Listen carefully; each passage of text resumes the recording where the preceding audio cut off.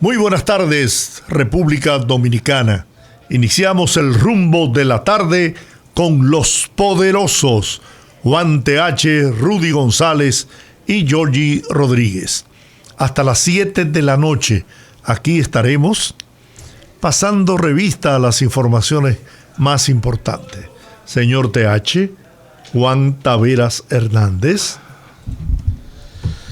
Hola, buenas tardes, amigos. Buenas tardes, Rudy. Buenas tardes, Olga. Buenas tardes a todos. Aquí estamos, todavía un poco disfónico, pero estamos. Sean estas mis primeras palabras para recordar que un día como hoy, hace 46 años, fue asesinado vilmente el periodista Orlando Martínez. Un día como hoy. Rudy lo recordará muy bien, Georgie igual. Lo recordará muy bien porque en ese momento ellos, los dos, eran viejos periodistas y comunicadores, y yo apenas hacía un periódico junto con un grupo de compañeros, se llamaba Servir al Pueblo, año 1975.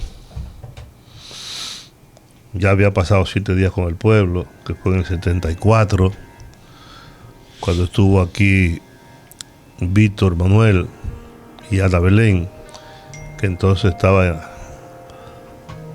punto de tener su único hijo, que hoy es músico, pianista. Y yo recuerdo como hoy ese día, y no puedo dejar que pase desapercibido. Y decir además que qué diferencia, cuánto ha cambiado y cuánto hemos cambiado. Somos otro país, otra sociedad, en muchos casos para bien, en otros no tanto. Y en el caso de los comunicadores, la comunicación se ha degradado enormemente. Ahora cualquier sujeto es periodista, o periodista no, comunicador. Basta con colocar un programa de radio en las tantísimas emisoras que tiene este país, tal vez uno de los países con más emisoras del mundo en términos de población y de tamaño geográfico. Y ahora todo el mundo tiene un blog, tiene un periódico digital, tiene una manera de expresarse. Ahora están las redes sociales que le dan derecho a cualquier imbécil. En fin, todas esas cosas. Y usted puede leer lo que sea. Aquel era un periodismo crítico, comprometido, ya sea con una causa o con la otra, pero de algún modo un compromiso, una militancia, con ideas, con intereses, etcétera. Pero marcaba una diferencia. No importa que tú estuvieras con el gobierno, en contra del gobierno. Ahora ocurre que hay mucha gente que no está ni a favor ni en contra de nadie, sino a favor exclusivamente de sus propios intereses, de lo que puedan percibir monetariamente. Y hay una falta de capacidad, una falta de educación y de formación. Y se ha rabalizado todo en materia de comunicación. Ocurre igual con la sociedad en sentido general. Y pienso que el Partido de la Liberación Dominicana tiene mucha responsabilidad en ello, con esa degradación ética. Los periodistas entonces ya no eran asesinados, eran corrompidos, que es otra manera de asesinarlos, quitándole su capacidad de pensar, su capacidad de opinar. No importa, opinar con propiedad, cosa que cada vez es más escaso. La banalidad, ya chabacanería, lo insulso, lo mediocre, es lo que prima, fundamentalmente. No quería dejar pasar este momento, ni olvidarlo, porque esa fecha no la puedo olvidar como periodista. Después hay muchos otros temas en el ámbito que iremos tratando, señor. Si le habla al micrófono es un éxito. Debieron haber llegado las vacunas hoy. Tenemos 6 años diciéndole eso. Cotorra vieja no aprende a hablar. Las vacunas debieron haber llegado, me supongo, a las 4:30 estaban supuestas a arribar al país y eso es una buena información para la población en sentido general. Como tú decías, hoy es el 46 aniversario de la muerte de Orlando Martínez, una muerte que se convirtió en un crimen de Estado por la tosudez y las formas del manejo que le dio el entonces presidente Joaquín Balaguer. Si tú puedes atribuirlo a un crimen por alguna razón es una cosa, pero yo no creo que Balaguer lo haya mandado a matar. Eso jamás se me ocurre, se me pasa por la cabeza siquiera, pero la forma como lo manejó el Estado lo convirtió en el Estado, y cuando digo el Estado, partiendo desde el gobierno, lo convirtió en un crimen de Estado. Porque cuando un presidente dice, yo sé quiénes lo mataron, pero yo no lo voy a decir, que lo diga otra gente después que yo me muera. Eso es una irresponsabilidad de Estado y eso lo convierte en una acción de Estado. Porque el gobierno se hace cómplice o se hace partícipe de una situación que quizás, como ha dicho mucha gente, a Balaguer le molestó mucho y le causó serios problemas en su gobierno. Sin embargo, su forma del manejo que le dio, por miedo a los militares, por temor a que hubieran sectores que se lo reclamaran, por las medidas que tenía que tomar si lo aceptaba, no sé. Pero esa situación lo convierte entonces en un crimen de Estado. El crimen de Orlando Martínez se convirtió en un simbolismo para el periodismo en República Dominicana. Había sido precedido del asesinato de Gregorio García Castro y en los dos casos de dos ejecutivos periodísticos que no murieron en coberturas donde hubieron incidentes, sino mandados a asesinar. En los dos participaron militares y en los dos, por esas razones, hay una situación de Estado muy clara. Es una pena que hubiera que pasar tanto tiempo, hasta 25 años, y en eso hay que reconocer la persistencia de la madre de Orlando Martínez y la persistencia de Narciso Isa Conde, no así del Partido Comunista Dominicano, sino de Narciso Isa Conde de manera personal, que mantuvo el caso abierto cuando cada año, antes de cumplirse el aniversario, ratificaba una solicitud de investigación para que se mantuviera la investigación abierta. Pero también nos deja una lección, 25 años después del crimen que todo el mundo entendía y sabía y reconocía que había ocurrido, y quienes habían sido responsables o los presuntos responsables bien identificados. 25 años después, estos fueron llevados ante la justicia y condenados, lo que le indica a la sociedad dominicana que los crímenes no prescriben. Si prescriben judicialmente algún tipo o alguna suerte de delito o de crimen, que no necesariamente es el asesinato, crimen es un delito mayor. Si hay algunos delitos que prescriben, en la conciencia de la sociedad y en la forma como la sociedad reclama justicia, se puede conseguir aún pase el tiempo. Incluso 25 años es una generación completa y se hizo justicia al final, aunque el señalado como principal actor e organizador de la trama contra la vida de Orlando Martínez todavía está vivo y vive en un retiro rico, tranquilo. La sociedad supo en su momento también señalarlo y en cierto modo, incluso de algunos estamentos de esta sociedad también, retirarle su apoyo y su benevolencia, ya que no tenía el poder que ostentó cuando ocurrió el asesinato. Orlando Martínez tenía una situación que lo colocaba en el filo de la navaja, porque además de ser un ejecutivo y además de ser un periodista muy acabado, era también un dirigente político que ejercía la política a través de los medios periodísticos en los que trabajaba. Y eso lo ponía, lo colocaba en una situación de riesgo mayor que cualquiera que ejerza el periodismo pura y simplemente como un oficio, como una profesión. Hay muchas versiones sobre los motivos que detonaron la acción de los sicarios contra Orlando Martínez. Se citan varios artículos y varias situaciones y varias presiones desde círculos de un lado y de otro. Analizarlos es caer en el manto de la especulación, porque las versiones son múltiples y cada uno tiene sus verdades. Yo tengo la mía. Entonces, quería decir eso solamente en el caso de Orlando. Y por otro lado, simplemente decir que yo creo que un tema que debemos seguir manejando en este programa, en cualquier programa periodístico, en este programa, es el tema del Código Penal y el tema de las 3 causales, porque ha dado unos giros inesperados, donde ha confluido más que la presunción de llegar a acuerdos y de diálogos. Yo creo que se ha llegado a momentos donde las cosas se han trancado más.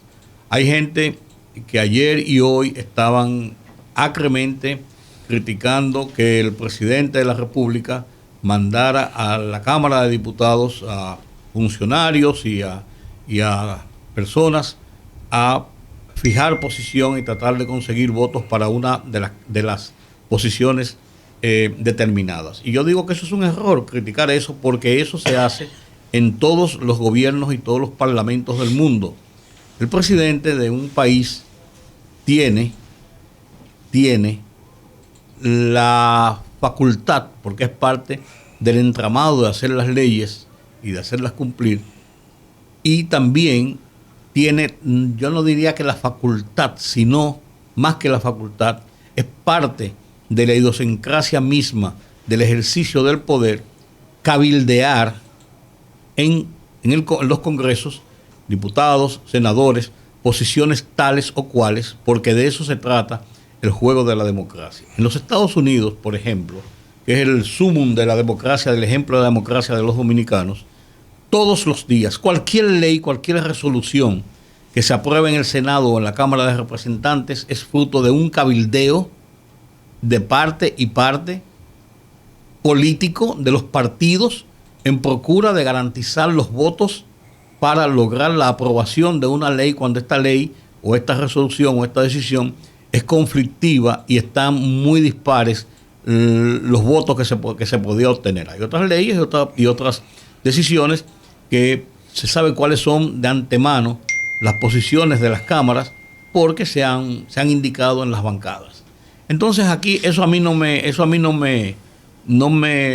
genera una mayor molestia ni un mayor escándalo que el presidente haya mandado a cabildear al Congreso Nacional las posiciones que ostenta el Poder Ejecutivo, en este caso, en una de las razones que se están discutiendo. Además, la razón del Poder Ejecutivo en este caso fueron públicamente identificadas.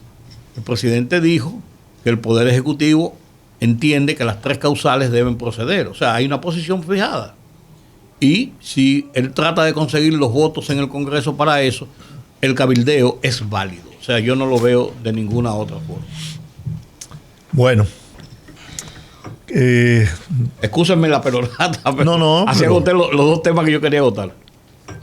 Mira, te recuerdo como hoy, la noche en que fue asesinado Orlando Martínez Howley, apenas con 30 años de edad. Nos encontrábamos esa noche en mi casa, en el apartamento que vivía, precisamente aquí al lado, frente a la entrada del parqueo del Nacional de aquí de la Tiradentes, donde están construyendo ahora un edificio. Estaba la librería Biblos. Y estaba en mi casa un grupo de amigos, entre ellos Fausto Rey, cuando recibimos la noticia. Y la noche se puso pesada, triste. Todos los que estábamos ahí, como 5 o 6 amigos, pues dimos por terminada la noche, que era una noche de bohemia, de intercambio, ¿no? entre amigos. Y bueno, fue asesinado también ahí en la José Contreras, por el frente de la Universidad Autónoma de Santo Domingo, donde hay una tarja incluso en su honor. Y ese hecho sangriento, horrible, que dio al traste con la vida de un periodista brillante, un periodista con un gran futuro en el país, llenó de luto a la familia dominicana, pero también tiró sobre el gobierno del presidente Balaguer muchas sombras. Aunque el transcurrir del tiempo ha develado que fue producto más bien de la pugna militar que existía en esa época, que incluso se ha dado a conocer que el presidente Balaguer incluso envió emisarios de su confianza a conversar con Orlando Martínez con el propósito de evitar que ocurriera esto. Pero nada de eso le quita de encima al gobierno del presidente Balaguer de la época, los 12 años, toda esa tragedia, toda esa crítica, toda esa sangre que se produjo con la muerte de Orlando Martínez. Coincido con Rudy, creo que fue muy mal manejada la situación y bueno, por esa razón el gobierno de Balaguer de la época cargó con esa gran responsabilidad. Pero hubo altos dirigentes del gobierno del presidente Balaguer que conversaron en varias ocasiones con Orlando Martínez para evitar que eso sucediera, advirtiéndole que se cuidara de los militares. Todos recordamos esa época de los 12 años, donde sin duda había fuerzas incontrolables en el país y una pugna feroz entre sectores de las Fuerzas Armadas, donde Balaguer jugaba al equilibrio con el único propósito de poder mantenerse en el poder. Así que recordamos y lamentamos que una vida útil como la de Orlando se perdiera en esas circunstancias. Miren, amigos, no todo el mundo debe ir a un gobierno. No todo el mundo tiene la capacidad de estar en un cargo. No todo el mundo está dispuesto a jugársela. Y no todo el mundo está dispuesto a asumir la responsabilidad ni los riesgos que implica una posición en el gobierno. El que está en el gobierno debe asumirlo. Como yo soy miembro del gobierno. Estaba yo sentado ahí en un restaurante, también estaba Rudy, pero estaba un poco más alejado. Y alguien se nos acercó y dijo que si yo lo voy a particularizar, lo voy a singularizar la bocina del gobierno. Yo dije que sí, que cuál era el problema. Yo soy una bocina del gobierno, pero porque me da la gana, porque lo asumo como tal. Y eso no me genera ningún conflicto interno. Quiero decir esto porque eso no me preocupa en lo absoluto. Yo nunca he hablado, nunca he ejercido el periodismo en función de lo que piensen los demás. Cada quien tiene el derecho a pensar lo que quiera, su libre albedrío. Pero yo asumo las cosas, siempre los asumo. Asumo a los amigos con todas sus consecuencias, aunque no soy incondicional prácticamente con nadie. Y si soy miembro de un partido, también asumo ese partido. Y lo defiendo y lo protejo, porque si no, no hago nada ahí. Si yo decido aceptar un cargo del gobierno, también asumo mi cargo.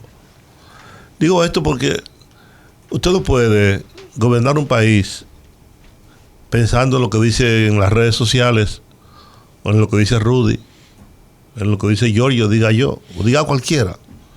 Usted llega al gobierno con un propósito. Usted llegó con un plan de gobierno. Usted hizo una serie de ofertas durante la campaña electoral. Usted se formó y quiso ser presidente de la República. Nadie lo obligó, nadie le puso una pistola en el pecho. Y después que usted es presidente, usted tiene que actuar como tal, como presidente. pensando en la mayoría de los dominicanos y dominicanas, pensando en el país. Lo que yo diga puede ser importante, pero usted no puede gobernar en función de lo que yo digo, de lo que diga la oposición. La oposición juega un rol, ¿qué es ese? Oponerse a las cosas que haga el gobierno.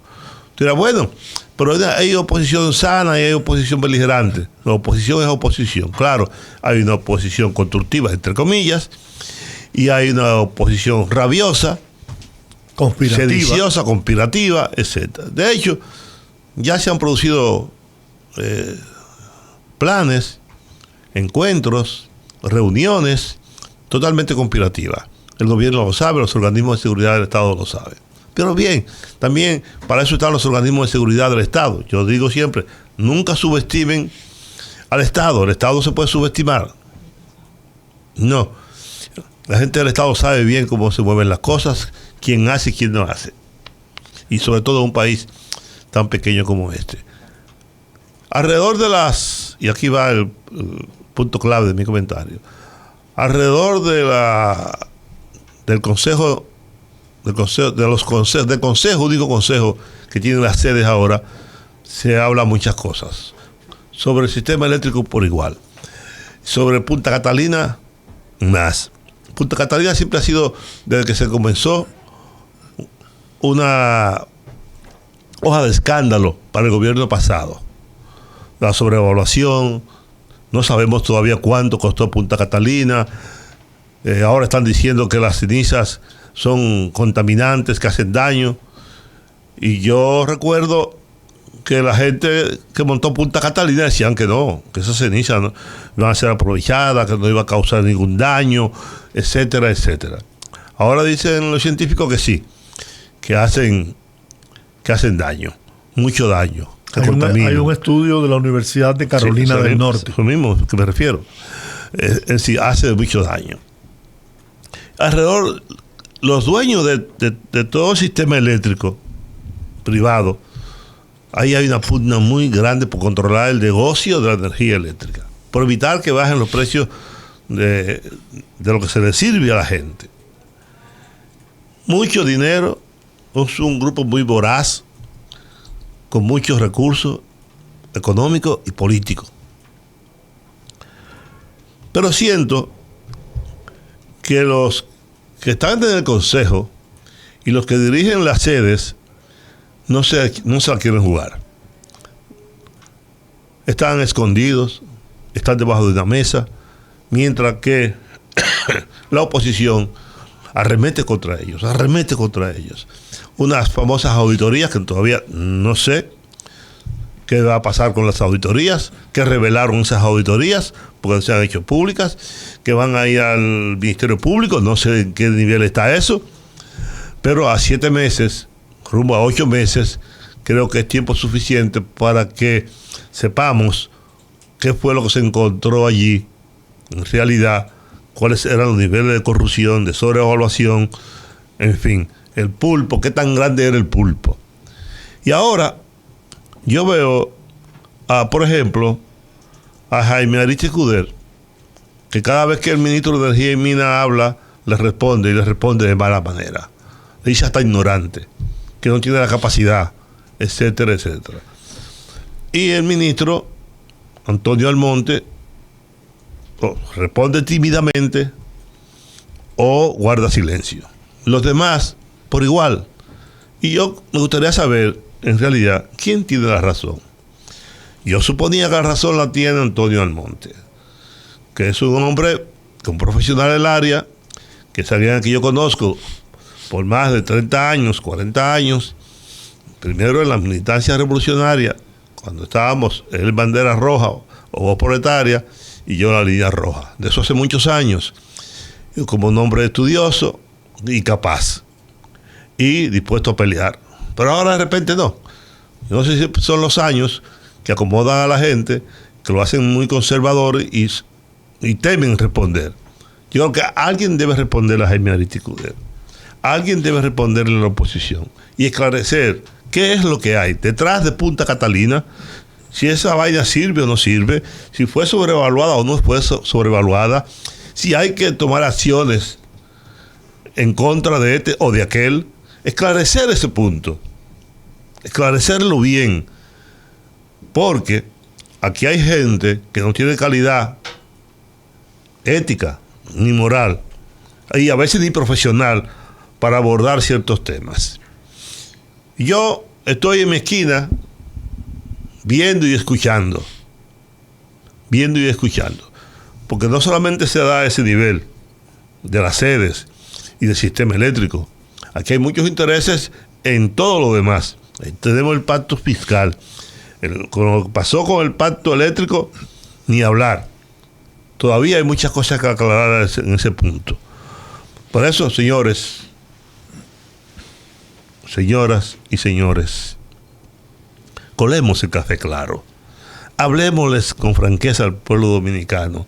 Dejemos los subterfugios y actuemos con responsabilidad, porque para eso ustedes fueron elegidos. Para eso el presidente de la República lo escogió a usted y a aquel y al otro, ¿no? Y yo pongo un ejemplo.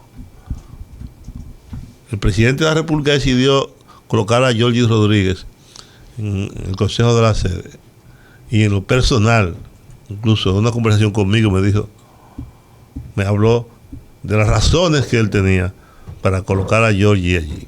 Razones no de conocimiento del tema eléctrico, sino razones éticas y morales, que son prendas tan importantes en cualquier lugar, en cualquier estamento público o privado.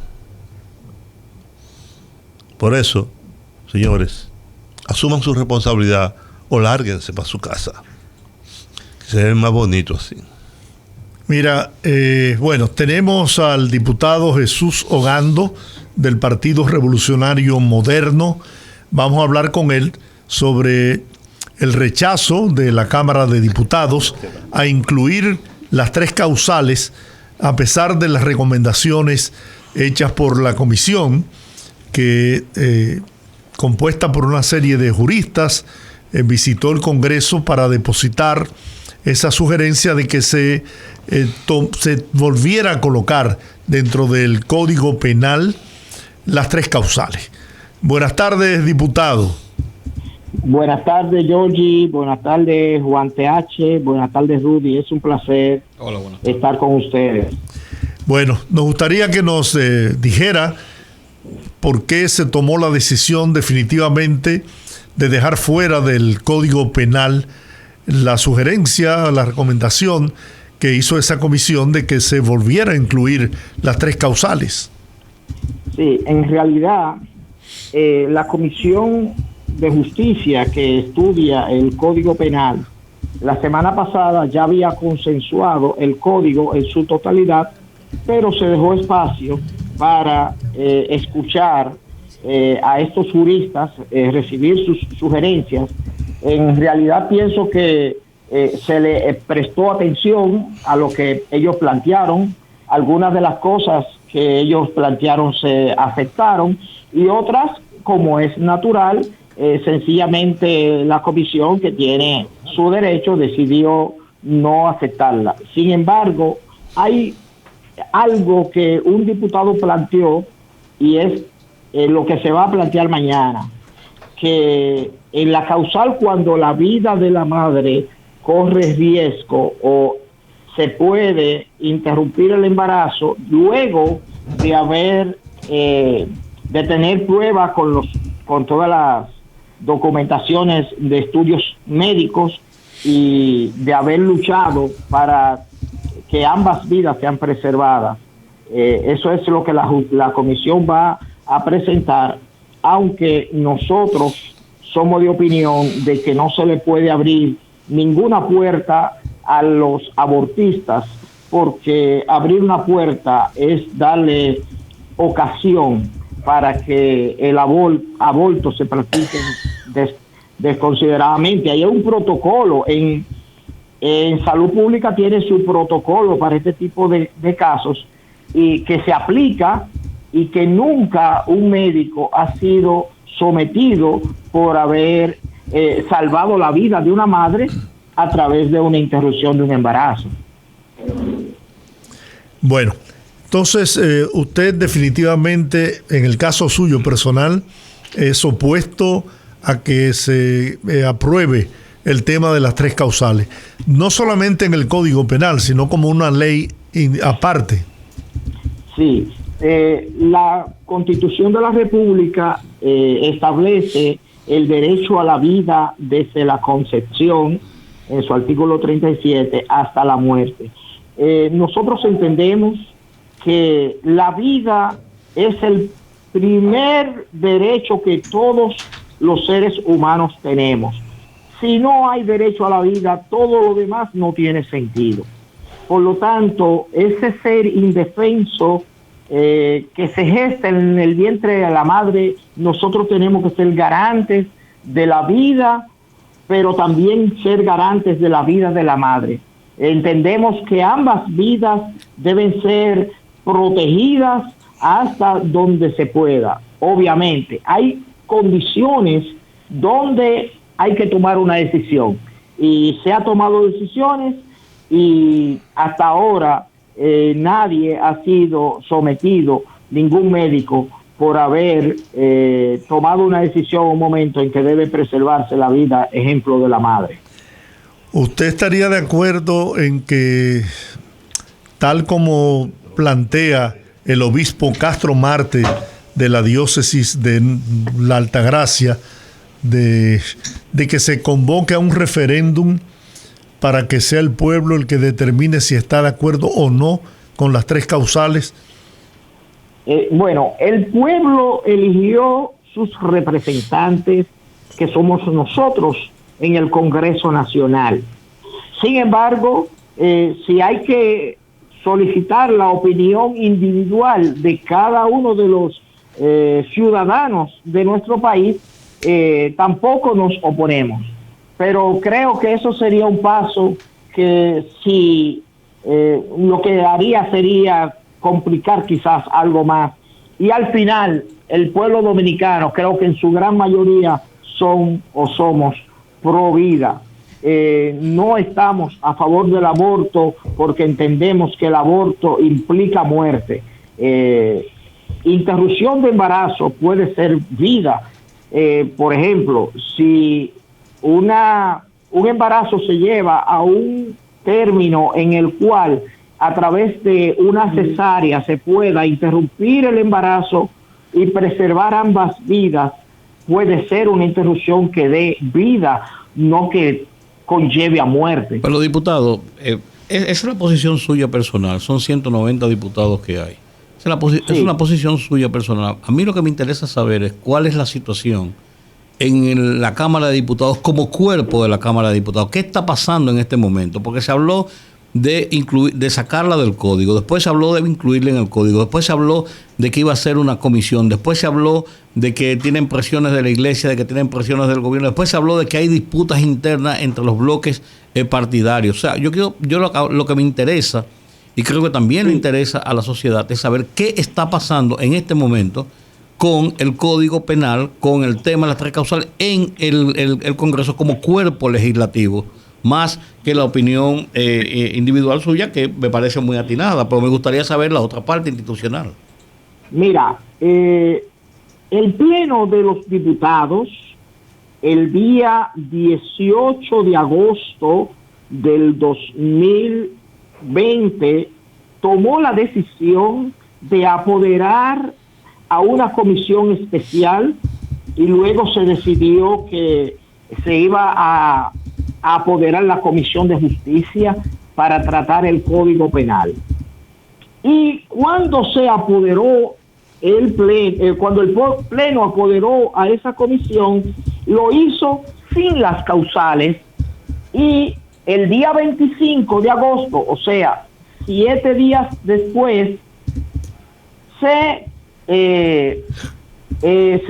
sometió una nueva ley que, para tratar el tema de las causales, aparte del Código Penal.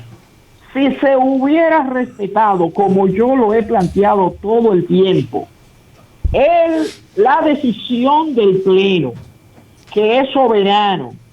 Y el Pleno decidió que el Código Penal no se iba a tratar con causales y que se iba a tratar las causales en una ley aparte. Si eso se hubiera respetado, hoy no estuviéramos con esta nebulosa, porque hay una comisión especial apoderada para las causales y se está estudiando el tema en esa comisión. De hecho, esa comisión tiene una lista de alrededor de 50, 60 instituciones y entidades, tanto a favor como en contra de las causales, que ya van a ir allá a exponer su criterio y se le va a escuchar. Pero yo entiendo que es mi opinión, pero lo que allí está sucediendo en la Cámara de Diputados es que hay intereses de complacer a todo el mundo y no se puede, no es imposible complacer a todo el mundo. Entonces, esas causales hay que dejárselas a la comisión especial que la esté estudiando. Sí, pero por lo que usted me dice, entonces, esto va para largo. Es posible que vaya para largo. Recuerda que el Código Penal tiene muchos años y tenemos un país que no tiene Código Penal. El interés primordial de nuestro presidente Luis Abinader y del presidente de nuestra Cámara, Alfredo Pacheco, es que nuestro país tenga un Código Penal, que es lo más importante. Luego, esos otros detalles de causales o no causales, por eso se pusieron en esa otra ley, para que, como tú dices, va para largo, no le demos más larga al Código Penal, que es primordial. Este país no puede darse el lujo de seguir sin Código Penal. Sí, pues con causales y sin causales, el Poder Ejecutivo envió un rosario de nuevas enmiendas. Finjus presentó un nuevo rosario de nuevas enmiendas. Entonces, yo creo que lo de las causales es algo incluso marginal dentro de lo que establece todo el paquete del Código Penal. Sí, es cierto, pero precisamente por eso se envió a una comisión. Algunas de las propuestas de Finjus también fueron aceptadas y otras sencillamente no se aceptaron, como es normal.